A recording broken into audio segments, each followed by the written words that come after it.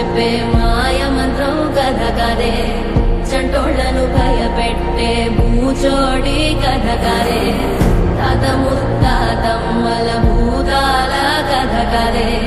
విక్రమాదిత్యుడు చెప్పిన వేదాళుడి కథ కదే దీపము నుండి దెయ్యం వచ్చే అల్లావుద్దీన్ కథ కదే ఇది ముడత చర్మం ముసలి చెప్పే కథ లాంటి నిజమే